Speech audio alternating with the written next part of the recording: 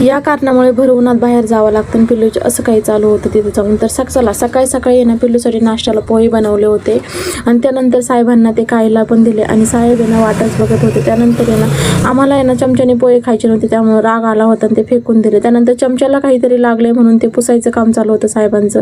खूप चकसू साहेब आहे आमचे. त्यानंतर खाऊन पाणी वगैरे पिऊन झालं आणि आता आहे ना आम्ही चाललो होतो दुपारचं बाहेर, कारण की ना सध्या गार हवा सुटल्यामुळे पिल्लूला खूप सर्दी होते, त्यामुळे मी दुपारचंच बाहेर जाऊन येत असते आणि त्याला तर सध्या कुठे सोडू शकत नाही का. मी आणि पिल्लू असल्यामुळे आम्हाला कुठे पण जायचं असेल तर पिल्लूला घेऊनच जावं लागतं. त्यानंतर आता रक्षाबंधन येत आहे म्हणून सगळीकडे राख्या बघायला मिळतात. तुमच्या इकडे पण आहे का?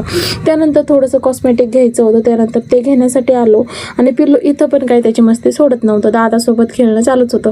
त्यानंतर मला एक ना म्हटलं नाही का चेहरा खूप खराब झाला, त्यामुळे ना मास्क वगैरे बघावं, पण मला काही पटत नव्हतं. शेवटी एक पटलं आणि ते घेतलं. कोणतं आहे ते नंतर सांगतेच तुम्हाला.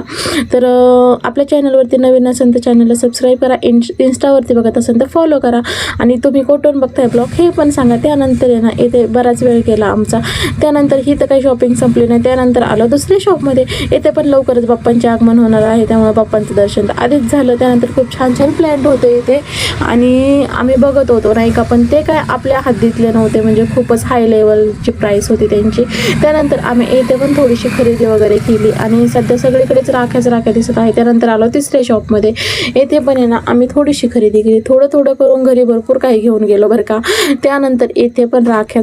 आता असं झालंय रक्षाबंधन आलंय तोंडावरती, राख्या आल्यात, आता त्या पण आहे ना घ्यावंच लागणार आहे. मी काही राख्या वगैरे सध्या घेतल्या नाही. त्यानंतर घरी आल्यावरती पिलूची अशी काही मस्ती चालू होती आणि हे काही खरेदी केलं आम्ही आणि हे काही वापरणं होतंय का नाही होतंय हे क्लेचरचं माहीत नाही, पण मी घेतलंय आवडला म्हणून. आणि हा साबण पण आहे ना मी खूप दिवसापासून शोधत होते आणि डिलेवरी झाल्यापासून मला काही हा साबण भेटतच नव्हता. फायनली तो अचानक भेटला. तर कसा वाटला आजचा ब्लॉग? भेट उद्याच्या ब्लॉगमध्ये. बाय.